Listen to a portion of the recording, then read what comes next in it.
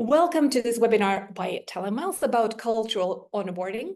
My name is Annika Häggblom, and I'm a learning coach here at Telemiles.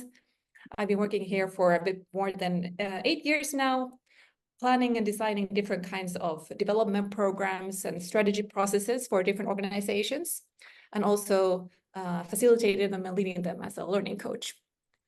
And my name is Camilla Alperi, and I've been working here just about as long as Annika has, and working with a lot of the same things as a learning coach, but my focus has been more on self-leadership as well as onboarding programs. And today we'll be talking to you about cultural onboarding and about how we here at Telemiles work with onboarding. We're going to start with a bit of a background. Why is it important? And what do we mean by specifically cultural onboarding? What is the cultural here? What does the word mean? And what do we mean by this? And then we'll give you a very practical example of what our approach is like in practice and some numbers, figures, and quotes from participants.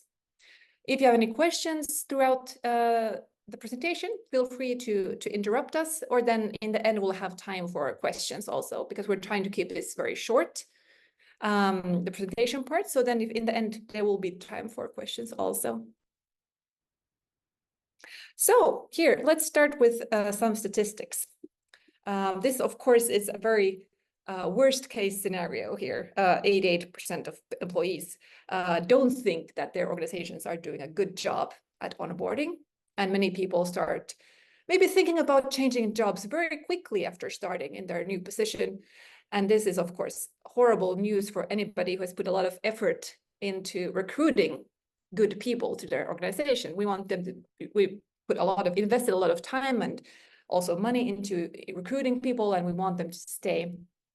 And onboarding is probably the best insurance maybe you can get in at least doing baseline things to keep people in your organization once they're there. But unfortunately, many organizations still do very little to onboard their employees. On the other hand, what do we think would then be the best option? Well, research shows us that the best onboarding programs are the ones where also the new employees are engaged and are part of the onboarding program themselves. The traditional model is where you sort of just send a lot of information or just hand over a bunch of papers in the worst case to new employees and tell them, okay, read this stuff. Here's the history of our organization, and here's all the legal stuff you need to know, and good luck. And that's not a very engaging way, as I'm sure all of you know. I don't know what kind of onboarding process you have experienced yourself, but I hope you haven't been subjected to this worst kind. But we know from research that in order to really get engaged and motivated and committed employees, we need to engage them from the first day on. So that's what we think should be in the focus of an onboarding program. Networking is elementary in an onboarding program because the new people, of course, they don't know anybody usually in the new organization. So getting connected with the right people should be there. Not just to get to know your closest colleague or your boss, but preferably other people also in organizations so that you start feeling like a part of the group. More collaboration. We think that the onboarding program can be beneficial not only maybe to the person joining the company, but to the company as a whole. You have now acquired a new employee with lots of new insights and fresh eyes. We always like to remember people having the fresh eyes when they join the company. So in the best case, an onboarding program can also make use of that and bring the people closer into collaborating with their new co-workers and their new colleagues as much as possible. So we can actually learn from each other, learn from the new people also, and not just the other way around. And all in all, when you have all this, we believe that it's also good for your brand as an employer. You get a reputation of being a good employer that takes care of their people and makes them feel welcome from the start. So let's look a bit more on the theory side. The 4 C's by Tyler Bauer. I think this is something many people have seen or heard about at some point. The 4 C's refer to these the 4 words here. We have clarification, compliance, culture, and connection, which are 4 basic elementary pieces of onboarding. Clarification, compliance is the baseline. That's like the minimum you have to do. That's our like figuring out these are the rules and regulations, and here is your laptop, and here's the legal paper you need to sign. And I think most companies do at least that because you have to, otherwise you won't have any employees. Clarification is also quite basic. That's making sure that the new employee knows what their role is, clarify their role and understanding how it's going to be followed up on, and yeah, what's expected of them, more or less. But then we have culture. There it already gets a bit more interesting. Culture is about understanding the norms, the values of the new organization, how everything works. And that's part of already starting to understand what am I being a part of now, starting to feel like I'm part of something bigger maybe, and this is how we work. This is sort of the purpose that we're going for. And that's very important for starting to feel that you're doing something meaningful in your new role.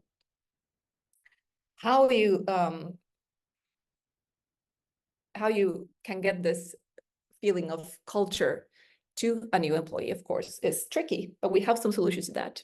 Camilla will tell you more about that later, but that's where already it gets a bit more tricky for people to figure out, like, okay, how do we convey culture to a new person? Because it's so fluffy and it's a lot of things. You don't write it down on one paper, but yeah, we have some solutions. Finally, maybe the one that I'm most fond of personally is the connection part. And here we get to people. I was talking about networking earlier and getting to know the right people in our organization. Connection refers to starting to feel like you're part of the group, that you are valued, that people around you in the new company value you and see that you have good stuff to contribute, and you start feeling safe in the group. And when people feel connected and safe and feeling part of something, then they start actually contributing more. They feel comfortable asking questions, and they feel comfortable suggesting new ideas, and all of those things that are very important in a good, proactive company. So we need to build from the beginning, start building a safe and good atmosphere for the new person. Make sure it starts from just making sure that somebody goes to lunch with the person on the first day, but it's much more than that. Most companies basically do the 2 things at the bottom. They do compliance and clarification. And then maybe there's some intention of talking about culture also and getting connected, but that's always a bit more tricky. And it's somehow there's no time for this, or it's just, you know, it gets lost in the busy life of everyday work life. And it's often accidental, if you will. It's rarely formalized in the way that the kind of clarification and compliance part of onboarding is usually a much more formalized process. And that's kind of what we've tried to accomplish here is formalizing a process where you can actually include culture and connection and focus on them as well in the onboarding process. Yeah, exactly. Let's go on. Let's look at what the approach is actually like. I've given you the background and a theory, and Camilla can go from here and give you some more practical details. Yeah. So again, wanting to focus on this culture and connection part, and in a sense formalizing this process, we've created the Count Miles onboarding concept, if you will. And that one really focuses on 5 core elements. The first one being getting the participants and getting the newcomers to take action. And so an onboarding process where you get everything handed to you. And again, this is often that kind of clarification and compliance part doesn't always set you up for success. And so we want newcomers to, from the start, learn that they need to be proactive and they can take action, and in that way also take responsibility for their own onboarding process and for their own work right from the start. And this is really done through exploration and discovery. And so we want on the path for participants to go out and talk to people and to seek these new connections and discover both the company and its people, and that way getting a better understanding of the culture in the company and how things work and who are the people who are working there. As Annika mentioned in the beginning, trying to get a sense of who the people are outside of your core team, who of course you will usually get to know anyway. And this is really we've made this a fun way to get new insights, going out and exploring and discovering and being curious and focusing on that really makes it a much more fun and engaging experience. And that really takes us to the third part, which is networking, because networking is such an integral part of learning about the culture and getting to know the people. So we promote participants going out to different maybe business lines or other teams, talking to people. Often when you're new, it can feel intimidating to be the one to engage and initiate contact to new people. You might not know what you want to discuss or what the right questions are.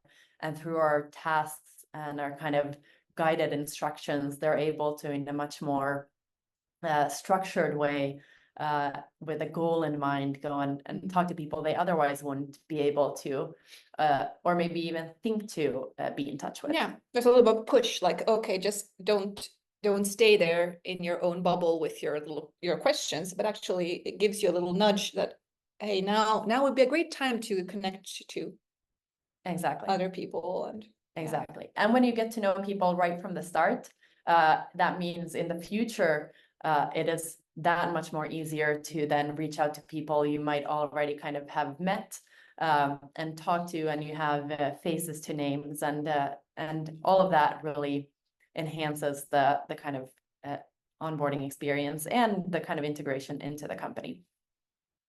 And all of this is supported by our Talent Miles app that we have. It's available to the participants anywhere and anytime, both on their computer and on their mobile phones. That's where we give them these tasks to do and instructions that way.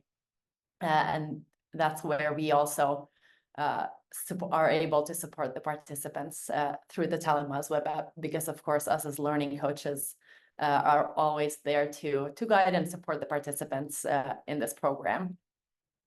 And finally, because of course onboarding looks different in every company has different needs in their onboarding process. The onboarding concept, of course, is always tailored. We have a big library of tasks that we have, they're tried and tested, and we are able to use them, but we'll of course always make sure that every onboarding program fits the company that they're kind of used in.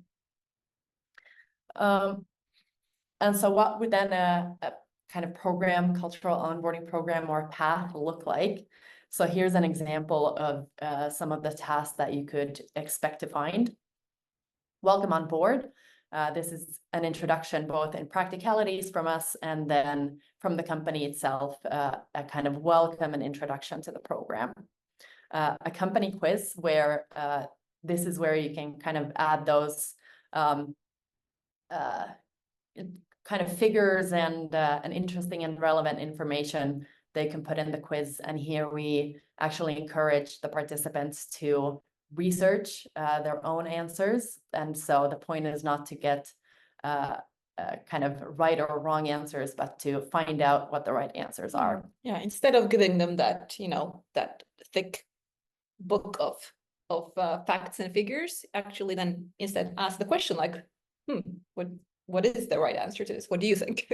Exactly. Yeah. Our story. So this is an opportunity for participants to, again, actively on their own research the company, get to know its history, get to know some of its people, and then write their own story on how they view the company and what are their kind of thoughts and ideas there of both the kind of history and the future. Newbie networking is for all the newcomers to meet each other, and again, kind of facilitating that networking opportunity. And this is also a way for the newcomers in the program to get to know each other before taking on the business challenge, where they in a group get a question from the organization itself, from a leader within the organization, and they have then time to together work together to solve and come up with an answer to this question. I'll tell a little more about the business challenge soon. I think that's one of the most different aspects here that we have. That's Yes. puts us apart from other onboarding programs. Yes, and also definitely one of the most liked kind of tasks. Gets a lot of positive feedback on that one. Yeah. Yeah. Facts and figures. This again, kind of pushing participants to go outside of their own team and learning about somebody else's role and business line. So this is getting to know new people and getting to know new parts of the business and the organization. Networking, very similar, but focusing more on then who are the people you need to meet that are important to your own day-to-day work, both external and internal stakeholders that would be important to talk to in the beginning of your new role. Facts and figures again, so pushing them to meet with more people, so then we can have a few of those kind of on the same path. And then finally, storytelling. So reflecting back on the onboarding process so far, on the job and the team and the organization so far, and how your thoughts and ideas have changed already during the short time you've been in the company, and reflecting also on how it will evolve in the future. So these are some examples of what we've had. Definitely not everything, but just to give an idea of how it could look like. And I mentioned the business challenge. And like Annika said, this is really a very different and slightly more time consuming, but also a very engaging way of working, and a task that is most participants' favorite at the end, even with it requiring a little more effort. And this is really where onboarding meets internal development. So in the business challenge, it starts off with a question from a leader, so a real business challenge that they themselves are working with and would want some new input. Yeah, so, and that's important. It's not a question that's sort of made for these newcomers to sort of, in a sneaky way, get them to learn something. It's an actual challenge that people are actually working with in the company, and now we want the new people's input. Exactly, and that is really a great way of engaging newcomers as well as everybody else as well. And then they have 2 to 3 weeks to work together in a group to come up with a solution proposal that they then will present to the question giver. But as Annika said, this is a great way of engaging people. It gives the opportunity for newcomers to discover the company, go out and explore and find out facts, talk to people again, learning from colleagues. It's a way to collaborate together, and also for newcomers to contribute right from the start, and for them to feel like their contribution actually matters and that their thoughts and ideas are welcomed already from the start. And of course, they are able to then also use their own previous experiences to find out answers and solutions to the question.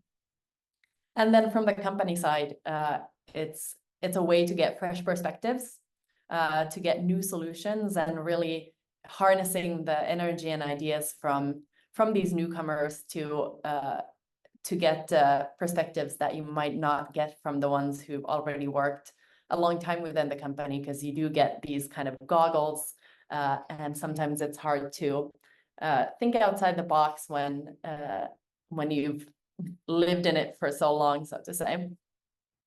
And then kind of then finally presenting the solution proposal for the question giver.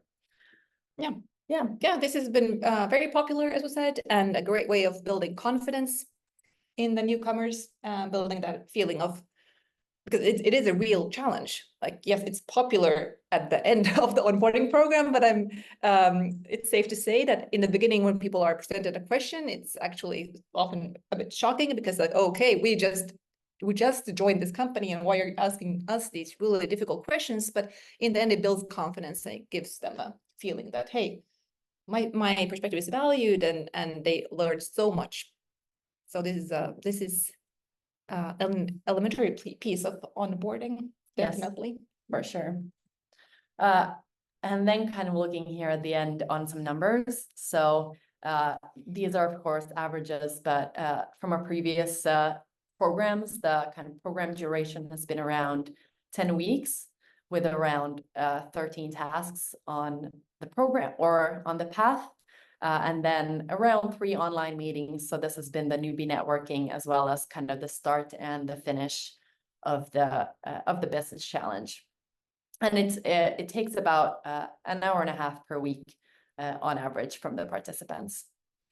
We've had 196 so far, and more, of course, joining every day in our programs, where we actually counted, and of these, 87 have completed 80% of the program. So we usually set a completion of around 80% of the tasks done, and 87% have reached this one.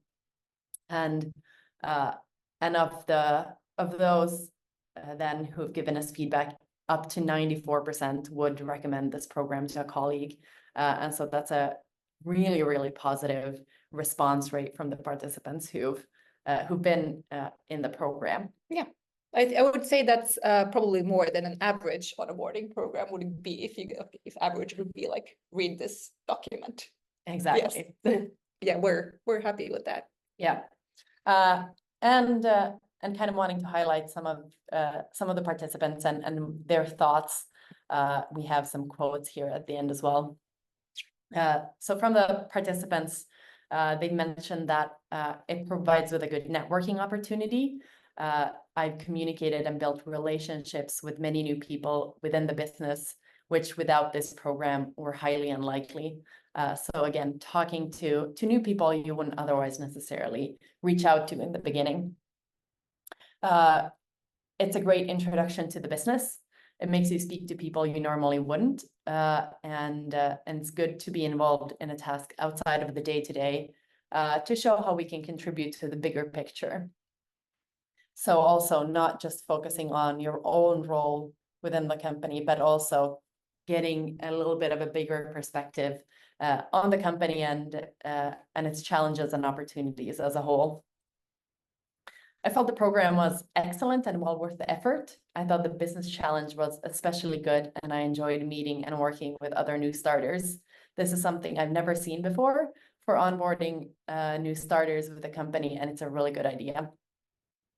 And finally, overall, I found the program to be informative and well structured, providing me with a solid foundation for my integration into the company. So these were some of the ones we wanted to highlight, because we've also been very happy with the response that we've received so far. Yes, but that was our kind of short introduction to what the onboarding program could look like and what our concept looks like. So we would be very interested in hearing your thoughts and of course also your experiences of onboarding programs.